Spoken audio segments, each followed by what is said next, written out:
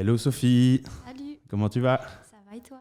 Ça va, super. Merci de ta présence. Je suis vraiment, Merci à vraiment toi. content de pouvoir échanger aujourd'hui avec toi dans ce format un peu d'émission qu'on pourrait dire café et coaching. Oui, oui, C'est plutôt c'est un coach. format discussion, un peu Mhm. podcast, podcast vidéo pour pouvoir te présenter, pour pouvoir aussi montrer un petit peu ce que tu fais dans le coaching. Et voilà, on va faire un peu Ouais, un tour d'horizon sur les activités que tu proposes. Donc, merci de ta présence. merci à toi. Avec plaisir. Peut-être pour commencer, est-ce que tu peux nous dire qui tu es, d'où tu viens, qu'est-ce que tu fais Oui. aujourd'hui? Je m'appelle Sophie, je Mhm. suis coach scolaire. On va parler un peu Oui. plus proche. Prof, donc mon métier c'est Ok. d'être prof. Je suis coach aussi dans le cadre d'une activité complémentaire. Ouais. Ok. Je suis psychologue de formation, orthopédagogue, Ouais. clinicienne depuis peu et j'habite la Louvière. Super. Top. Qu'est-ce qui t'a amené vers le coaching? Quel est pour ta prise de décision, à partir de quel moment tu t'es dit, bah, tiens, ça, c'est peut-être quelque chose vers lequel je me sens attiré, quelque chose qui m'appelle peut-être là dans le coaching. Qu'est-ce qui a été Ouais, l'élément un peu déclencheur pour toi? c'est les élèves en Mhm. classe. C'est Ok. vraiment le constat de se dire il leur manque certaines clés, ils sont en difficulté par rapport à certaines choses qui n'ont rien à voir avec la matière. D'accord. Et de se dire, tiens, qu'est-ce que je peux faire moi en tant qu'enseignante pour les soutenir par rapport à ça. Mhm. Et voilà, de fil en aiguille, ça m'a emmenée vers le coaching scolaire.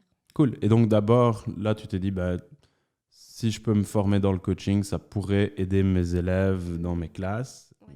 Tu avais déjà cette idée de pouvoir lancer après ton activité sur le côté ou c'était pas quelque chose que tu voyais dans ton radar il y a quelques mois? C'était déjà un peu là. Mhm. Pour être honnête, oui, c'était déjà D'accord. un peu là. J'aimais bien cette idée de pouvoir allier les deux Les deux? aspects. Ouais. Mais l'idée au départ, c'était vraiment pour faire ça en classe, quoi. Ok, super. Et du coup, quelle a été ton expérience jusqu'à présent? Qu'est-ce que tu as mis en pratique avec les jeunes que tu accompagnes dans tes classes? Oui, en classe, donc c'est beaucoup des outils de Ouais. méthodo, Mhm. planification, organisation. Ouais. On fait un peu de mémorisation quand on a l'occasion de le faire. Mhm. Et donc, dans la partie plus activité complémentaire, là, c'est le coaching scolaire. Voilà, tout ce qui est aussi méthodo, organisation, mais aussi un peu gestion du stress, Ok, régulation des émotions, orientation scolaire aussi pour l'instant. top. Donc voilà. Il y a un public que tu accompagnes plus qu'un autre. Est-ce que dans les demandes que tu reçois chaque semaine, c'est plutôt des jeunes du secondaire, fin secondaire, début secondaire, ou est-ce que c'est varié? Il y en a aussi primaire ou du supérieur. Est-ce qu'il y a un public qui est un peu plus présent qu'un autre Oui. pour les demandes? Oui, c'est beaucoup des jeunes à partir de la 4e secondaire Ok, jusqu'à fin de 6e, enfin d'accord. 6e. Mhm. J'ai eu l'occasion d'accompagner quelques jeunes en supérieur, mais c'est pas la majorité. D'accord. Et Donc des... c'est vraiment plutôt fin Oui, secondaire, quoi, hein, oui. cycle 2. Ouais, Ok, voilà. top, super. Euh, qu'est-ce que tu as fait du coup pour en arriver là? Donc aujourd'hui, tu as lancé ton activité, tu t'es formé à l'orthopédagogie. Si mes souvenirs sont bons, tu t'es reconverti aussi professionnellement Ouais. parce qu'à la base, tu n'étais pas dans le domaine de la psychologie, tu étais dans les ressources humaines, c'est Oui, ça? c'est ça, oui. Qu'est-ce qui t'a à un moment donné, c'était quoi ton point de bascule pour te reconvertir professionnellement? Donc le passage des RH Mhm. à l'enseignement, ça c'était plus une perte de sens en fait du D'accord. métier que j'exerçais avant. Mhm. Il y avait ce métier de prof. Je me permets Oui, juste tu peux parler un ouais. tout petit peu plus fort parce que du Oui, coup on oui. risque d'avoir un son Ouais. un peu bas. Donc le métier de Ouais. prof qui était là depuis toujours en fait, mais finalement, voilà, je m'étais orientée vers les RH et ça me Mhm. plaisait au départ. D'accord. Et donc la vie m'a emmenée à travailler plusieurs années et puis voilà, j'avais envie de me sentir utile Super. et donc j'ai repris des études pour devenir prof, quoi. Ok, cool. Super. Et donc ça, c'était il y a quelques années. Oui, il y a 6 ans. D'accord. Et donc, tu as enchaîné un peu formation sur formation Oui. parce que tu t'es formé aussi avec nous Mm. et tu es toujours dans le programme, bien sûr, de formation depuis l'année dernière. Tu étais une des premières, je me souviens, à nous rejoindre Ouais. l'année dernière, il y a plus ou moins un an et un peu plus d'un an. Donc, est-ce qu'il y a d'autres, finalement, l'orthopédagogie aussi, est-ce que c'était une formation continuée que tu as réalisée? Est-ce que c'était dans la suite de ton cursus? Est-ce que tu as entamé les choses, dans quelle heure tu as entamé les choses? Donc là, c'est en 2 ans. Et Mhm. c'était donc de nouveau un peu lié en classe où j'étais dépourvue face à certains de mes élèves en difficulté. Ok. Et voilà, j'étais un peu perdue par rapport à leur situation. Et voilà, c'était vraiment pour essayer de les accompagner au mieux en tant qu'enseignante. Ok, super. Quelles sont selon toi les difficultés liées un peu à la nature du métier de coaching scolaire qu'on entend de plus en plus? Est-ce que toi, personnellement, dans le lancement de ton activité, etc., est-ce qu'il y a eu des difficultés qui ont été mises, que tu pourrais mettre en avant? Est-ce qu'il y a eu des choses compliquées pour toi au départ? Parce que ici, donc, du coup, pour faire un petit récap, tu as lancé ton activité depuis... Ça va faire 1 an. Ça va faire 1 an. Oui. Ok, d'accord. Est-ce qu'il y a eu des moments peut-être un peu plus compliqués où il y a des choses difficiles au départ ou peut-être encore qui persistent maintenant dans ce job? Oui. Une des difficultés, c'est de se faire connaître. Ouais. Et puis aussi de continuer toujours à se former pour amener des outils qui puissent vraiment aider ce jeune-là au moment où il vient. Okay. Et donc, c'est toujours cette envie de se former encore et encore sur d'autres sujets. C'est une difficulté, ça, pour toi, du coup, de se dire, je fais une formation et puis j'en fais une autre, et puis de toujours être dans cette recherche, cette quête de nouveau. Finalement, tu le vois plutôt comme parce que je trouve ça très bien, justement, aussi de pouvoir se former, de pouvoir continuer à apprendre en même temps que les jeunes, parce que tout évolue aussi, et que on n'a jamais fini de se former. Et toi, tu l'as vu un peu comme une contrainte, le fait d'aller de formation en formation et de... Une contrainte, non, parce que c'est intéressant et qu'on apprend, et puis que, voilà, mais c'est... À un moment, ça arrive, pouvoir faire un tri, c'est ça, dire, ok, maintenant... il faut calmer un peu sur les formations. Ouais, c'est plus dans ce sens-là que c'est D'accord. une difficulté. Ouais. Ok. Et le fait, du coup, de te faire connaître, donc là, toi, tu as fait le choix de travailler avec un centre dans lequel tu as une présence, c'était 1 jour ou 2 par semaine, un demi-jour par semaine, d'accord. Et dans les premiers temps, du coup, les premières semaines, etc., comment ça s'est passé? Comment tu as eu tes premières demandes de jeunes ou de parents? Comment ça, tu te souviens un petit peu de ça? Oui. C'était via... Donc, il y a un secrétariat dans ce centre. Et donc, et un site internet qui a aussi un petit peu mis en avant mon activité. Ouais. Et puis moi, j'ai aussi lancé ma propre page pour essayer un peu de faire connaître mon activité. Cool. Donc voilà, c'est comme ça que ça s'est mis en place tout doucement, quoi. Et puis les personnes autour de moi aussi qui ont un peu parlé de moi, voilà. Ouais, un peu le bouche à oreille, le réseau. Et c'est vrai qu'on dit souvent, c'est un peu le retour que j'ai des personnes, le fait de travailler dans un centre au départ, comme il y a déjà l'image du centre et la communication du centre, finalement on vient à s'ajouter. Et c'est le coaching scolaire qui est une branche qui s'est greffée à ce centre-là, parce qu'il n'y avait pas avant toi de coach scolaire qui était sur place, quoi. Et ce qui est chouette, c'est qu'on a des collègues qui ont d'autres métiers, donc il y a des neuropsys, et donc on travaille en équipe. Génial. Et donc vous avez des réunions, en tout cas des échanges sur des situations peut-être, sur des cas un peu plus cliniques, ce genre de choses. Ouais. Ok, top. Et comment t'es venue l'idée, justement, pourquoi tu as fait ce choix de plutôt travailler avec un centre et de postuler dans un centre plutôt que de te lancer je veux dire chez toi ou ailleurs? Pourquoi c'était cette direction-là que tu as choisie et pas une autre pour le départ? Oui, c'est une bonne question. En fait, j'ai pas vraiment de réponse à ça. Je pense que j'ai vu ça comme une opportunité. L'occasion c'était un centre aussi assez nouveau, si je me souviens. Il y a quelque chose d'un peu neuf dans la région. C'était aussi m'intégrer dans une équipe pour pas être toute seule, voilà. Oui. Puis j'avais pas la place concrètement chez moi aussi. C'est ça, ok. Donc il y avait structurellement, c'était mieux de pouvoir aller dans un centre comme ça pour accompagner des jeunes. Ouais. Ok, top.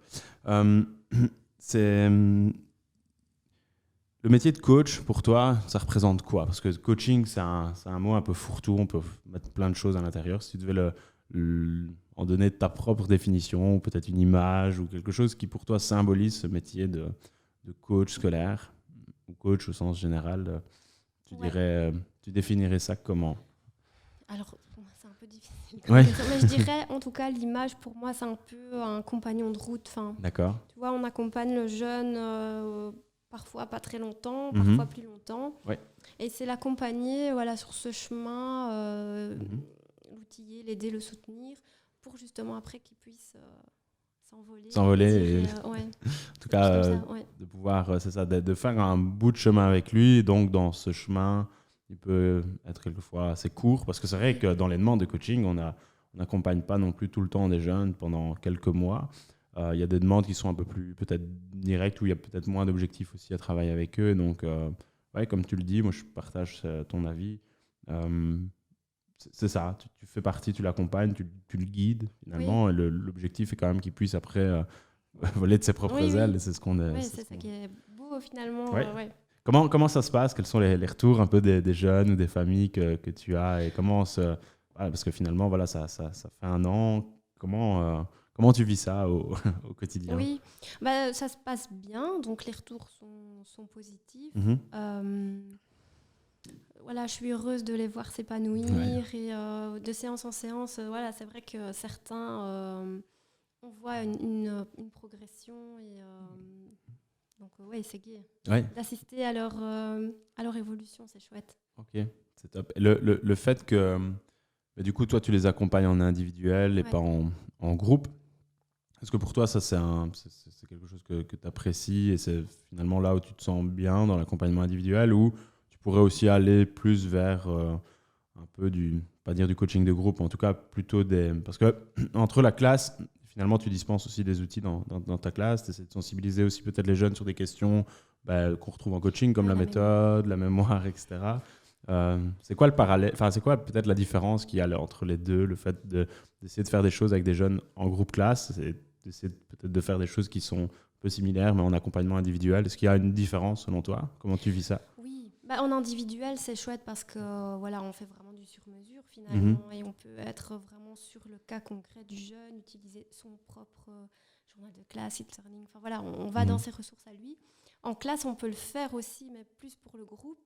Du coup là je dirais que le point fort c'est que il y a une sorte d'émulation entre eux et ils vont dire ah oui mais en fait c'est bien cet outil. C'est ça, il va y avoir une connexion, un partage entre eux, et donc ils vont se motiver positivement, ils vont et donc ils s'aident, enfin voilà. D'accord. Ils construisent finalement ensemble et ça c'est chouette aussi quoi. Ok, super. Il y a des sujets pour toi qui seraient indispensables à montrer à des jeunes, justement, des jeunes de secondaire comme toi tu accompagnes. Est-ce qu'il y a des points pour toi qui sont clés et qui devraient être montrés à tous les jeunes ou une grande partie?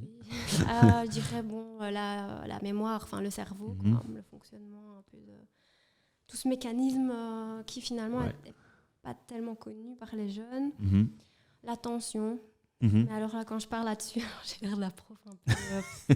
Mais bon. Concentrez-vous. Oui, c'est ça. Non, mais bon, je le fais quand même. Ah oui. Oui, mémoire, attention, méthode de travail. Et puis le stress aussi. D'accord. Tu rencontres souvent des jeunes en situation de stress niveau scolaire? Surtout en individuel, en privé, oui. D'accord. Ok.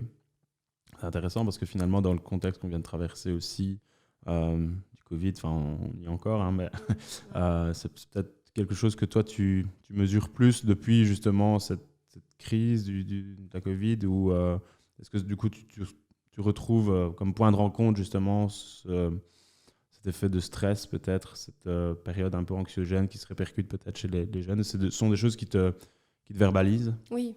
Ok. Ouais. Très fort. Ok. Non, c'est intéressant. Qu'est-ce que si on devait parler du coaching scolaire, on va tous les deux dans la rue et on discute avec des gens, des inconnus du coaching scolaire. Quelle serait pour toi l'idée que les gens peuvent se faire? Quelle serait l'idée, la perception que les gens peuvent avoir comme ça du coaching scolaire? Est-ce que pour toi, il y a un message à faire, enfin, il y a quelque chose à clarifier, ou est-ce que c'est quelque chose qui est connu de tous? Et comment, voilà, selon toi, c'est quoi un petit peu ce que les gens pensent du coaching scolaire, ou quelles sont les idées un petit peu reçues par rapport à ça? Je dirais que donc les parents qui font la démarche, ils ont une vision assez claire. Parce qu'ils ont été dans ce truc où ils ont cherché l'info, ils se sont renseignés, ils sont au courant plus ou moins de la pratique. Oui. Okay. Il y a parfois un peu de confusion au niveau du soutien scolaire. Donc, parfois, voilà, je dois expliquer que moi-même, je suis très nulle en maths et que... C'est ça, tu ne vas pas réexpliquer les fonctions du second degré ou les intégrales. Donc, parfois, c'est se dire, voilà, ce n'est pas des cours de rattrapage, ou ce genre de choses. Sinon, je pense globalement que c'est plutôt clair, en fait. Mhm. D'accord. Donc ça, c'est pour les parents qui font cette Oui. démarche-là. Maintenant, si on interroge quelqu'un en micro-trottoir et qui n'a rien à voir, qui n'a peut-être pas d'enfant, etc., et qu'on lui demande c'est quoi le coaching scolaire, tu penses qu'il y aurait quoi comme première réponse à donner à ça? Ouais, je sais pas. Je pense que parfois, l'étiquette coach Mhm. peut faire peur. Oui. Et puis, voilà, quand on explique vraiment ce qu'on fait, en Mhm. général, Ouais, ça se passe c'est bien, ça, quoi. ça se passe bien Mais, quand ouais. c'est clair avec les personnes. Parce que toi, finalement, et on le voit peut-être pas bien à la caméra, mais derrière, il y a ton logo, ton superbe logo. Et finalement, toi, il y a deux casquettes que tu utilises dans ta pratique privée. C'est celle de coach scolaire, bien sûr, mais celle aussi d'orthopédagogue. À quel moment tu mets plus une casquette qu'une autre? Est-ce qu'il y a certaines demandes où finalement tu dis là, on est plus sur de l'orthopédagogie un peu pure et dure et je vais faire Ouais. ça et peut-être ça exclusivement, ou ce que tu arrives à associer les deux, ou ce que voilà, tu le sépares. Comment, du coup, tu joues avec ces deux Ouais. profils, ces deux casquettes? Mais ça dépend très fort, en fait, hein, Mhm. d'un jeune à l'autre. C'est vrai que quand c'est un jeune qui a un trouble de l'apprentissage, Ouais. il y a des choses effectivement à mettre en place plus spécifiques pour lui Mhm. que j'aborde pas du tout avec un jeune C'est ça. lambda, je vais dire. Enfin, voilà. Donc, tout dépend de son profil, de sa Ça. demande et de Ouais. voilà, s'il a déjà été testé, s'il y a un trouble qui a été mis en avant, ce genre de choses. Là, tu vas plus utiliser aussi cette partie un peu orthopédagogie. Et donc, dans les outils, je suppose que tu montres, ce sont des choses aussi qu'il va pouvoir utiliser chez lui, Oui. en classe. Ouais. Il y a Ok. aussi, enfin, voilà, ici j'ai un jeune, par exemple, on travaille la routine à la Mhm. maison, Ouais. comment préparer son cartable. Enfin, Mhm. voilà, c'est des choses que je fais en général pas avec d'autres jeunes. D'accord. Ici, avec ce jeune garçon-là, ben, il en a besoin, donc on travaille là-dessus, quoi. Ok, d'accord, c'est chouette. Donc, ça dépend des besoins. Et quels sont les... Est-ce que tu as des contacts avec les profs? Comment ça se passe aussi avec puisque voilà, il y a des mises en contact, ou tu as des retours des profs? Comment ça se passe? Non, malheureusement, non. Ok. Ça pas. Mhm. Non, pas en tout cas au niveau des accompagnements D'accord. coaching scolaire, non. Ok. Euh, Jusqu'à l'heure d'aujourd'hui, c'est quoi la chose la plus importante que tu aies apprise toi personnellement? Et on peut partir en dehors du coaching, etc. Est-ce qu'il y a une chose que tu as apprise et qui était maintenant, si tu devais en faire un résumé sur un petit post-it en deux, trois mots, voilà, un message que tu voudrais faire passer peut-être à toi-même, et quelque chose que tu as appris et qui va rester un peu marqué dans ton esprit pendant très longtemps? Ouais. Bah, alors, personnel, Mhm. quoi, je dirais plutôt de se faire confiance. D'accord. Et enfin là, plus dans le fait de se lancer ou pas, Mhm. c'est voilà, de se faire confiance et de se former. Ouais. Oui, aussi. La confiance, et se Mhm. former, c'est marrant parce que la confiance, c'est quelque chose aussi, c'est une des clés de voûte dans le coaching scolaire, Ouais. la confiance en soi. Et finalement, on voit qu'à certains moments donnés, on en a tous besoin aussi de pouvoir trouver confiance en nous, en ce qu'on veut faire, etc. Et c'est pas des choses faciles, surtout quand on est au départ Ouais. d'une nouvelle chose. Je suppose que la Sophie d'il y a un an n'est plus la même que celle qui aujourd'hui en face de moi, qui sera peut-être pas la même que celle qui sera dans un an, etc. Donc, si tu devais revoir Sophie, il y a un an, juste avant, dans sa période où elle voulait se former au coaching, mais elle n'avait pas encore entamé les démarches, etc. Et la Sophie d'aujourd'hui, et que vous voyez aujourd'hui, vous prenez un café comme ce qu'on fait maintenant, et tu auras envie de lui dire quoi? Moi, je dirais d'y aller. Hein. Vas-y, enfin, Ok, vas-y. Ouais. fonce. Oui, fonce, ouais. Ok, super. Ouais. Est-ce que tu as eu des moments du coup d'hésitation, ou comment tu as posé ce choix de se dire, ok, faire la formation, finalement, c'est une chose, mais toi, tu as fait la formation, mais tu t'es challengé aussi, tu t'es mis comme objectif aussi de lancer ton activité. On peut très bien se former, finalement, jamais lancer d'activité ou essayer de mettre ça au service, au profit des jeunes. Finalement, toi, il y a eu les deux phases. Ouais. Est-ce que ce passage de plutôt la théorie, les outils, la formation, vers la pratique, c'est-à-dire, voilà, maintenant, on go, Ouais. on y va, et on va essayer de se faire connaître, on va essayer d'accompagner des jeunes, et on va essayer de pouvoir les aider au mieux. Comment toi, tu as vécu ce passage-là, ce moment de transition entre la formation et puis les premières demandes et les premiers jeunes? Ouais. Mais je pense que j'ai eu de la chance de faire des bonnes rencontres au bon moment. Mhm. Des gens qui m'ont dit, mais allez, Mhm. vas-y. Mon mari Ouais. m'a soutenue aussi dans la démarche. voilà, j'ai une collègue aussi qui m'a dit, mais allez, C'est ça. vas-y. Quoi. Vas-y. Et oui, j'étais encouragée parce que je pense que oui, je faisais 2 pas en avant et 3 pas en arrière et finalement, j'avais peur. Ouais. Et puis, oui, si je dois être honnête, le kick, il est venu... si de moi, mais voilà. C'est ça. En était tout bien cas, soutenu, on t'a quoi, porté, ouais. on t'a soutenu et Oui. on t'a mis dans... Voilà. Ça n'a pas troublé ton envie. Et voilà, ça a été plutôt positif. Et Ouais, voilà, ouais. les personnes qui t'ont plutôt soutenu positivement dans ce projet plutôt que de dire est-ce que tu es sûr que c'est la bonne chose? Est-ce que tu es sûr que Ouais, ça, ouais, non. ça va bien se passer, etc. Donc, Ouais. ça, c'est vraiment... ça, c'est vraiment chouette. Donc, c'est ça, la Sophie d'il y a un an, dire bah, vas-y, Oui, fonce, c'est ça. c'est Tu peux y aller. fait pour toi. Ok. Mm. Est-ce qu'il y a un souvenir particulier en coaching scolaire que tu pourrais nous dire ici? Est-ce qu'il y a un souvenir, un événement ou alors une situation, quelque chose qui t'a marqué et qui est plutôt positif et que tu aurais envie de partager? Ouais. C'est pas vraiment lié au coaching, Non, mais c'est- c'est en fait j'allais dire un fils, mais oui, un Mhm. jeune et sa maman. D'accord. Où il était venu pour des difficultés, motivation, etc. Et il souffrait beaucoup, mais sa maman aussi. Mhm. Et il y avait vraiment une incompréhension de l'un et l'autre. Et ça l'empêchait, je pense, d'avancer aussi. D'accord. Et du coup, une fois, on a fait une séance à 3. Ok. Et c'était un beau moment mère-fils. Ouais. Et puis, ils sont plus revenus.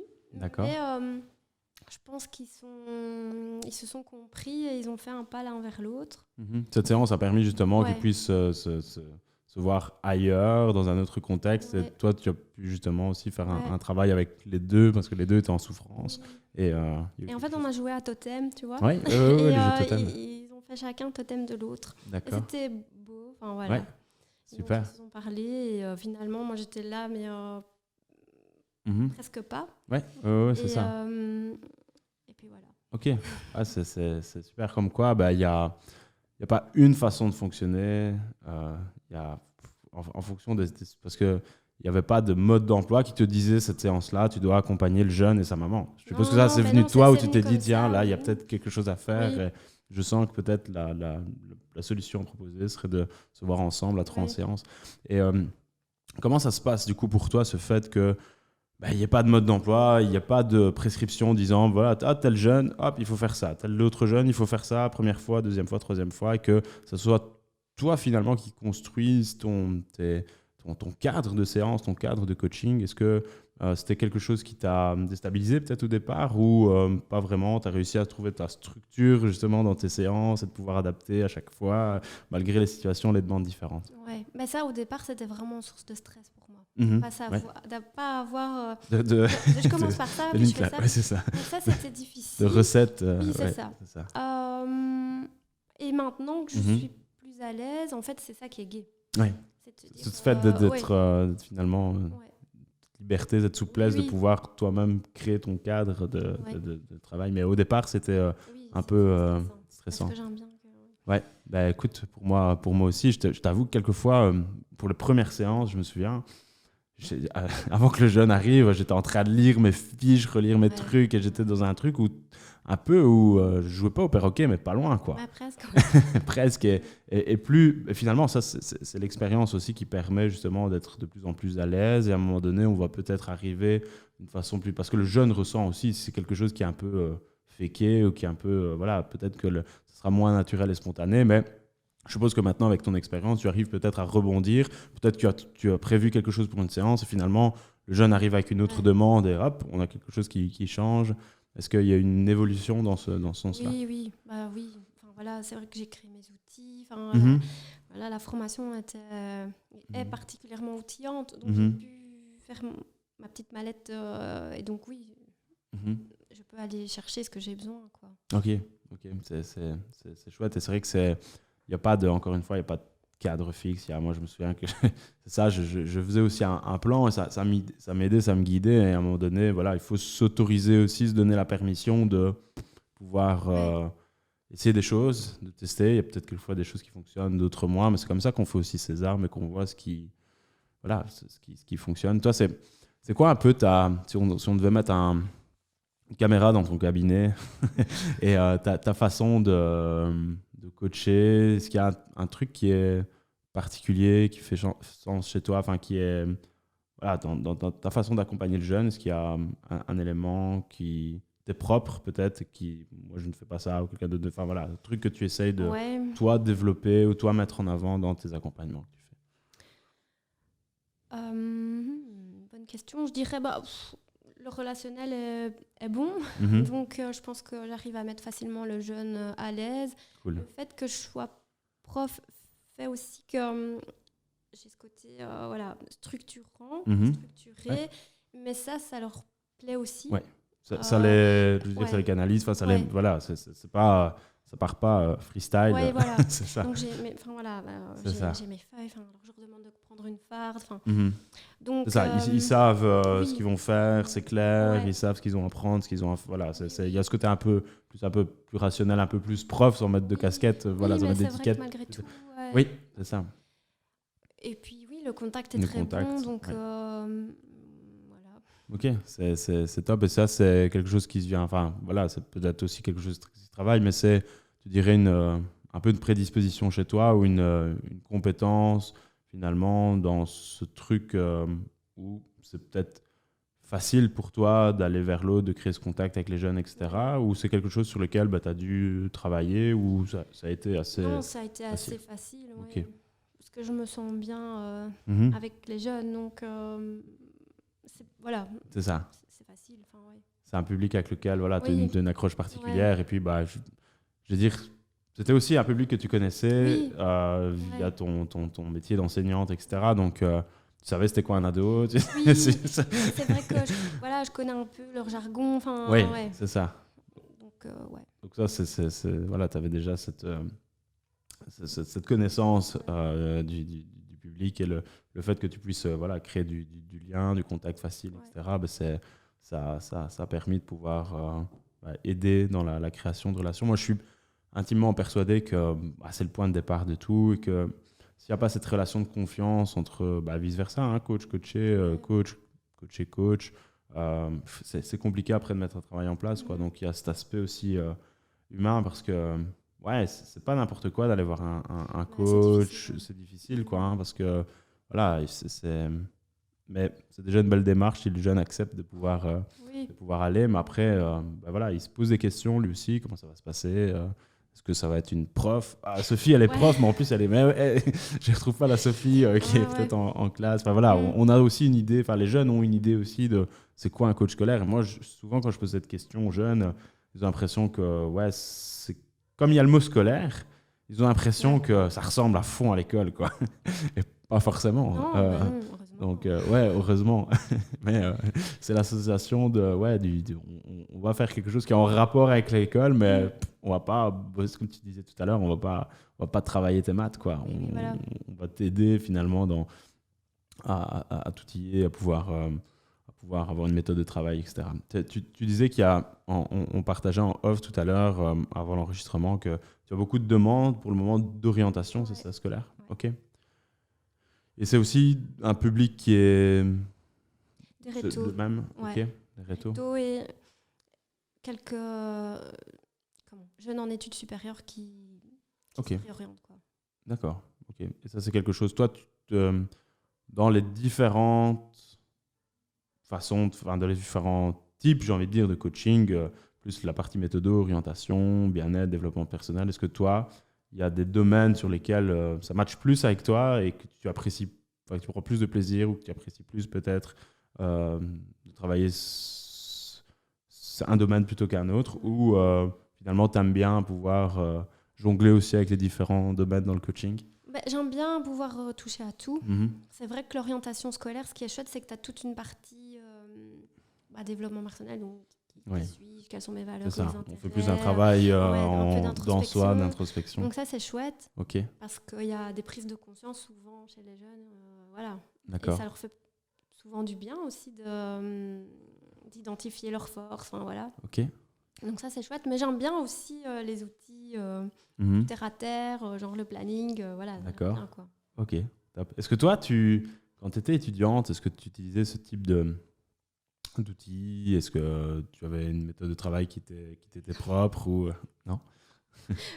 Pas du tout. Pas du tout. Comme quoi, bah, écoute, moi Non, je te ouais, rejoins ouais, tout à ouais. fait parce que j'avais pas beaucoup de méthodes. Ok. Non, non. D'ailleurs, des fois, je donne mon exemple en Ouais. contre-exemple en disant ça, c'est pas, c'est pas un bon exemple. Ouais. Bah, peut-être que toi tu en avais pas. Je veux dire, par contre, sont tellement différents, les profils sont tellement différents que peut-être que toi tu n'avais pas besoin de ça, mais c'est pas pour ça que c'est pas parce que toi tu n'en as pas besoin que un jeune n'en aurait pas besoin lui Oui, dans mais sa je pense situation. que voilà, ça m'aurait Ouais. bien aidé. Ouais, tout à fait. On marque juste une petite coupure de quelques secondes, le temps de relancer la caméra et de nous resservir un petit café. On se retrouve tout de suite. Ok. Seconde partie Ouais. du podcast avec Sophie. Ça va toujours? Oui, ça va bien. Bon, finalement, on n'a pas repris de café parce Non. que on est quand même dans l'après-midi. Ouais, On ouais. risque de plus. On est plutôt passé à l'eau. Ouais. Donc voilà. Maintenant, Sophie, j'aimerais que tu puisses donner quelques conseils, si tu es d'accord, bien sûr, aux personnes qui aimeraient éventuellement se lancer dans le coaching scolaire. Et avant tout, j'aimerais te demander, c'est quoi pour toi un peu les indispensables pour se lancer dans le coaching scolaire? Est-ce qu'il y a des choses qui sont à prendre en considération, des choses à faire attention? Est-ce qu'il y a des indispensables? Ouais. Ben, je sais pas si c'est un indispensable, mais en tout cas, Oui, à pour ton moi, sens, ça pour toi. Oui. l'était. Je dirais de se connaître. Mhm. Euh, Ouais.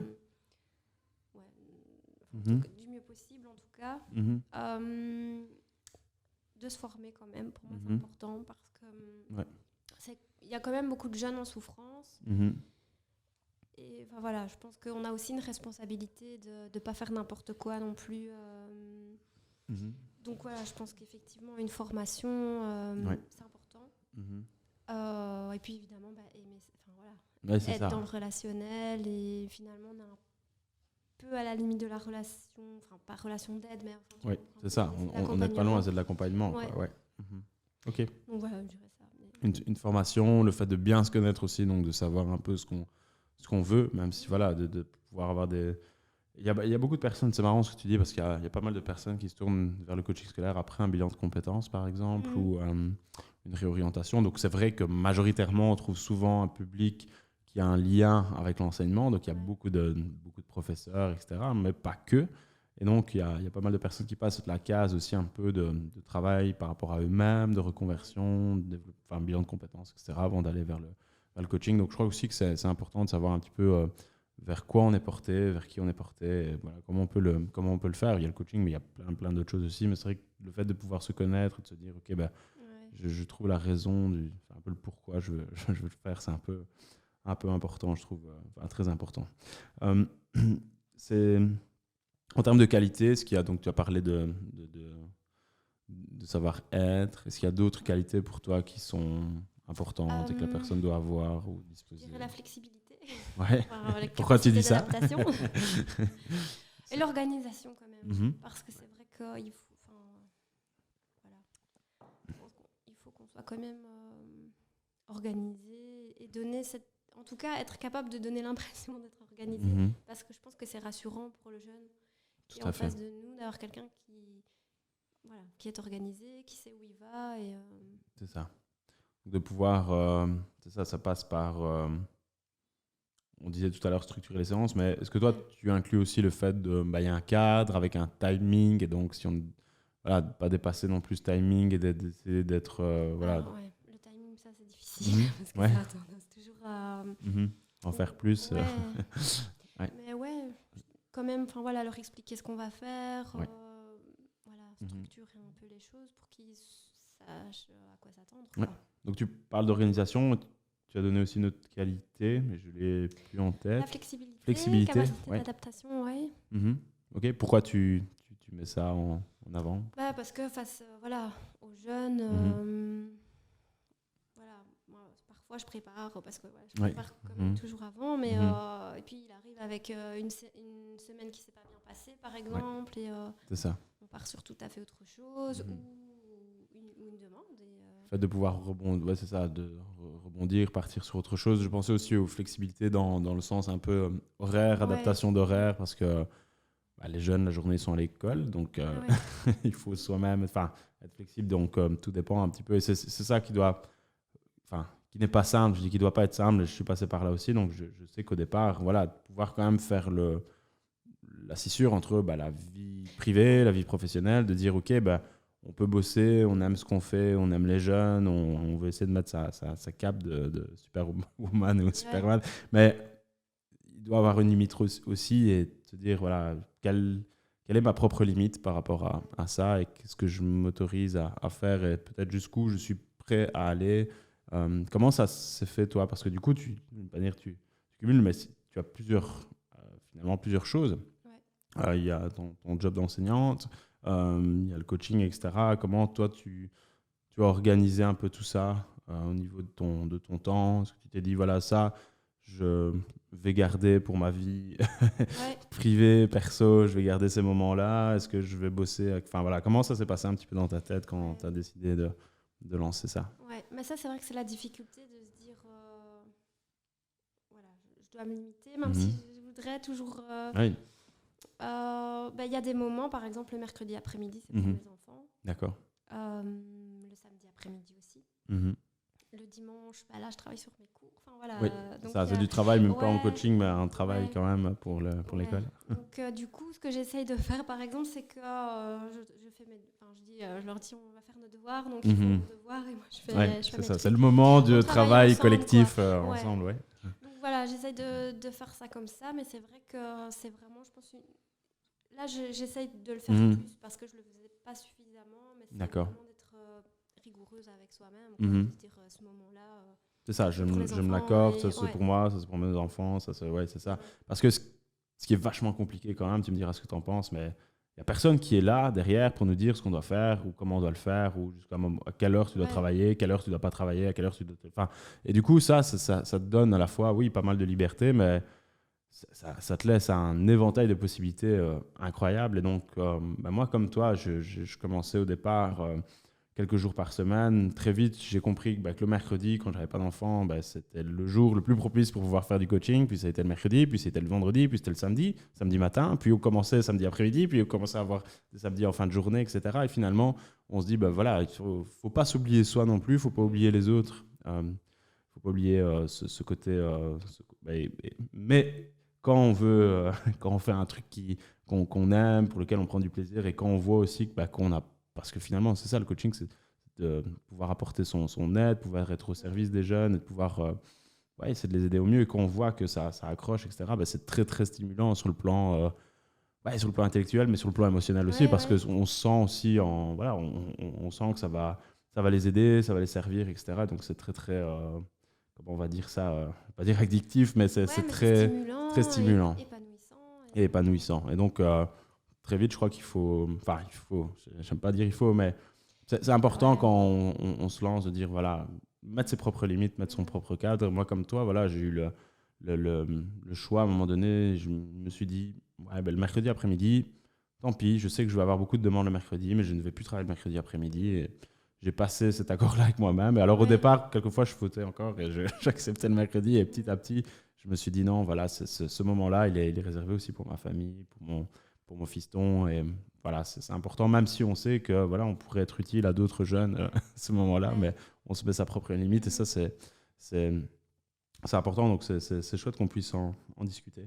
Est-ce que tu as un conseil à donner pour quelqu'un qui voudrait se lancer et qui peut-être qui hésite ou qui aurait envie de peut-être franchir le cap, mais qui n'ose pas ou qui se questionne, peut-être ça fait longtemps qu'il a envie de faire autre chose et qui n'ose pas, ou est-ce que tu auras un message à faire passer à cette personne? Je dirais d'essayer. Éventuellement, d'essayer de trouver un Kobe dans ta famille, voilà, pour... c'est ça. Un testeur ou une testeuse qui puisse... Mais non, je dirais d'essayer. Enfin, voilà, si on y met... allez, j'allais dire notre professionnalisme, il n'y a pas de raison de mal faire. Non, c'est ça. Donc, puis si on y met, si on y met son cœur aussi, moi je suis certain que... Alors c'est un peu... peut paraître peut-être assez fou ce que je vais dire, mais pour moi, si on fait un job et qu'on le fait avec son cœur, avec passion, avec envie... n'y a presque pas de pourcentage de chance que ça ne fonctionne pas. Bah oui. Ça va peut-être prendre du temps, ça va peut-être certainement prendre du temps. Il y aura des obstacles, il y aura des embûches et tout ce qui va avec. Mais je crois que si on se tient à ce qu'on veut faire et pourquoi on le fait, je pense qu'il y a moyen de faire de très très belles choses. Il y a peu de chances que ça ne fonctionne pas. Mais des situations difficiles, on en vit tous. On est tous confrontés à ce que tu disais tout à l'heure, où on est là, où il faut se faire connaître, on n'a pas encore de... Voilà, et maintenant, tu me confiais qu'il y a pas... Voilà, il y a plusieurs jeunes par semaine qui viennent te voir. Voilà, on approche presque les 10 jeunes que tu accompagnes par semaine, etc. Donc c'est vrai que voilà, c'est dur quelquefois visualiser, de se dire dans quelques mois si je tiens bon Oui, c'est ça. et si je continue à mettre des actions en place pour que justement je puisse aider les jeunes, bah, ça finira par être payant à un moment donné, quoi. Donc c'est bien de le voir comme ça. C'est quoi pour toi, comment tu vois ton futur professionnellement avec l'orthopéda, le coaching? Qu'est-ce que tu aimerais développer par la suite Plein de dans les choses. mois, les années, Ouais. les dizaines Oui. d'années à venir? Ouais. J'aimerais faire voilà, des ateliers, Ouais, des stages. Alors, je sais pas trop comment exprimer ça, Mhm. mais voilà, c'est vrai que dans le coaching, tu as l'élève, mais il y a les parents, Mhm. Ouais, les profs. c'est ça. Et je pense que Ouvrir peut-être oui, plus aux personnes qui sont connectées avec le jeune, mais c'est ça. qu'on n'accompagne pas forcément en séance. Et Oui. donc peut-être plus aussi s'intéresser aux Ouais. parents, aux profs, etc. Oui. Ok, ça. Ouais, ça, ce serait un truc qui me plairait bien. Mhm. Alors, sous quelle forme, comment, ça, je sais pas Ouais. encore, mais c'est vrai Tu as mis que... le doigt sur quelque chose, je pense, qui est important. Et je crois qu'il y a un réel besoin aussi. Mm. Et que les parents, s'ils prennent contact, 99% des parents, ils prennent contact avec un coach parce que ils ont envie du meilleur pour leur enfant, mais ils ont aussi envie de les aider, eux. Et donc, s'ils savent faire des choses, je pense qu'ils sont partie prenante aussi pour le faire. Alors, il y a toujours un pourcentage des parents qui veut mettre son enfant chez un coach pour justement ne pas peut-être traiter ces questions-là, être tranquille. Mais par expérience, Ouais, non. la plupart ont envie, parce que c'est leur enfant aussi, voilà, ils sont impliqués dans le truc. Et donc ça, je crois que c'est quelque chose sur lequel il y aura du boulot à faire pour la suite. Mm. Ok. Et donc, en termes un peu d'objectifs que tu voudrais réaliser d'ici 3 ans, tu te verrais, on se reparle dans 3 ans. Qu'est-ce que tu auras envie de me dire ce que tu as accompli entre Oui, 2021 et ouais. 2024? Je dirais, voilà, accompagner du mieux possible. Mhm. C'est difficile Mhm. dans 3 Ouais. ans. Mais en tout cas, oui, accompagner du mieux possible, continuer à me former. Mhm. Et oui, peut-être élargir aux parents, C'est ça. aux D'avoir profs. Par exemple, au niveau de l'orthopédagogie, par exemple, les élèves qui vont en stage, je pense que parfois, Mhm. sensibiliser les Ouais. maîtres de stage, etc., ça peut être aussi un truc... parce qu'il y a parfois des élèves qui sont en difficulté en stage à cause justement de Tout à fait. leur tour d'apprentissage, tout Mhm. simplement. Alors, et si on met en place 2-3 petits aménagements, ça roule tout seul. Mhm. Mais parfois, les maîtres de stage, C'est ça. parfois pas Ils tout sont pas au simplement courant ou et formés. voilà, ça ce serait aussi Mhm. un truc. Il y a beaucoup de choses. C'est ça, il y a beaucoup de ouais. choses. Et finalement, une personne n'est pas obligée de se lancer en tant qu'indépendant, de faire finalement, ce qu'on montre en coaching, alors c'est peut-être structurellement plus compliqué à mettre en place dans des classes, bien qu'il y a certaines heures peut-être qui pourraient être... il y a des projets, on a vu beaucoup de projets passer où ça a été accepté par la direction pour que des enseignants puissent faire du coaching, même si c'est en petits groupes ou si c'est en individuel, etc. Mais je pense que ce qu'on fait nous dans le privé, il y a des choses qui pourraient être mises en place au sein de l'école directement. Et je crois que plus on va vers ça, plus on va vers méthode de travail. On pourrait créer des cours de méthode de travail et de se dire dans toutes les classes, on pourrait aller faire des cours de méthodo et mettre ça dans le programme et qu'on pourrait dispenser nous. Mais pourquoi pas du coup que ça soit fait par les responsables de classe, enfin les profs et par les écoles directement. Donc ça, c'est finalement des élèves, il y en a plein. Et moi, ce passage plus développement personnel, orientation scolaire, méthode de travail, ça a toute sa place dans les écoles. Je ne sais pas ce que tu en penses. Oui, vraiment, oui. Mhm. Ouais. Donc, cool. Et peut-être pour terminer, moins par rapport à toi et plus par rapport au mouvement. On a dit le coaching scolaire, c'est un truc qui se développe beaucoup, etc. C'est quoi ta vision avec le coaching scolaire? Comment tu vois l'avenir du coaching scolaire dans les prochaines années? Le scénario idéal, oui, ce serait que ça passe via les écoles, en fait, pour que tous les jeunes, en fait, puissent y avoir accès. Parce que ici, c'est les parents qui investissent quelque part, Tout à fait. qui déboursent. La situation idéale serait que tous les jeunes puissent bénéficier d'un accompagnement à l'école, ce serait le top. Ouais. Voilà. Dans la vision idéale, mais en tout cas, on va y croire, on va toucher du bois et on va faire des petites prières chaque soir pour que ça s'exauce. Mais en tout cas, je crois comme toi que c'est un chemin qui serait vachement intéressant à emprunter pour la suite. Donc, on espère que le coaching pourra aussi avoir plus sa place encore dans les écoles et que ça puisse, en tout cas, on puisse toucher un maximum de jeunes parce qu'ils en ont besoin. Est-ce qu'il y a un livre que tu affectionnes en particulier, que tu aimerais recommander ou qui, toi, t'a plu? C'est pas forcément dans le domaine du coaching, des apprentissages, mais un truc que tu aimerais conseiller aux personnes qui vont nous écouter ici, une lecture que tu as beaucoup appréciée, qui t'a servi, que tu voudrais recommander? Cet été, grâce à Audrey, j'ai découvert le livre Mon cerveau est hyper. Donc ça, j'ai beaucoup aimé ce livre. D'accord. Ça, c'est vraiment la révélation de mon été, si je peux dire ça comme ça. Sinon, il y en a d'autres. Il y a, on en parlait tantôt, la méthode des 6 passages. Oui, de Stéphanie Peters. Ça, je trouve que le principe des checklists, etc. Les listes détachables, les fiches détachables, etc. sont chouettes. Et ça c'est, par exemple, c'est un livre que j'explique à mes élèves. Et il est très pratico-pratique. Ouais. Et adapté aussi pour les jeunes, quoi. C'est ça qui est dingue, finalement. Qu'on soit professionnel ou jeune, c'est une pépite. Ouais. Qu'est-ce que j'ai encore? Oui, un que j'ai bien aimé aussi, c'est comprendre et réussir mes apprentissages scolaires ou quelque chose comme ça. Et donc là, c'est des fiches aussi. C'est un très chouette livre. Chouette. Il y en a plein. C'est super. Il y a une citation inspirante pour toi que tu aimerais partager? Est-ce qu'il y a une citation qui est plus présente dans ton esprit qu'une autre et qui est... J'ai pas de citation. Non, j'ai pas vraiment de citation. D'accord. Par contre, j'aime bien vraiment beaucoup la méthode des petits pas. Oui.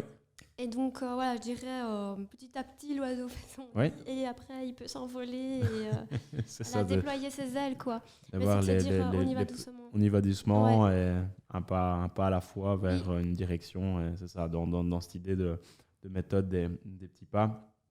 Il y a une loi, justement, c'est la loi de Loyer, je pense, qui dit que finalement, si chaque objectif, finalement, si on regarde l'objectif final, ça nous paraît très loin, peut-être très important, etc. Mais que si on regarde un peu plus jour par jour ce qu'on peut faire, c'est beaucoup plus accessible pour l'esprit humain. Je ne sais pas comment c'est formulé, mais il y a la loi de Loyer qui explique ça. Et que justement, on arrive mieux à pouvoir se plonger sur les actions qu'on peut faire chaque jour, des petites choses, mais qui vont mises ensemble, le cumul de petites choses, plus, sur un an, sur 2 ans, etc., ça peut avoir un effet cumulé intéressant et amener à des grands résultats. Est-ce que tu peux nous dire où on peut te retrouver, te suivre, nous donner peut-être la page Facebook Alors oui, j'ai une page Facebook. Qui s'appelle Sophie Gustin. C'est le nom de ta page, c'est ça? Oui. Sophie Gustin, orthopédagogue et coach scolaire. Je vais juste vérifier à l'instant, mais je crois que c'est ça, que c'est le nom. Il y a un autre endroit où on peut te suivre ou te retrouver? Non, je suis que sur Facebook. C'est que sur Facebook, c'est bien. Un canal de... je vérifie, c'est bien ça, Sophie Gustin, orthopédagogue et coach scolaire. Et donc là, c'est chouette parce que tu partages aussi des petits posts, des conseils et ce genre de choses. Donc, c'est très, très formatif et on invite on invite les personnes qui écoutent ce podcast et qui ont envie d'aller suivre ton contenu à pouvoir le faire. En tout cas, merci beaucoup, Sophie. C'était vraiment un chouette moment passé ensemble. Ça fait plaisir de pouvoir discuter, de faire le point aussi sur les projets des personnes qu'on a accompagnées en formation parce que ça fait vraiment plaisir de voir les avancements, les progrès, les jeunes qui sont accompagnés comme ça chaque semaine par des personnes qu'on a aidées aussi à lancer. Donc, c'est C'est super. Si vous voulez du coup consommer enfin voilà, nous retrouver et avoir des infos, ou voilà, on a un site qui s'appelle devenircoachscolaire.be ou un groupe Facebook qui s'appelle Devenir coach scolaire, entraide, formation, accélération. C'est là finalement on publie du contenu, vous allez retrouver des interviews, il y a des e-books, etc. Donc vous pouvez aller consulter ce groupe qui est accessible, qui est public, ou allez nous retrouver sur le site devenircoachscolaire.be. Vous aurez tout un tas d'informations. Donc voilà, merci encore Sophie, Merci à ce toi. fut un vrai plaisir et bon, on se dit à très vite. Ouais, à bientôt. Bye, salut. Salut.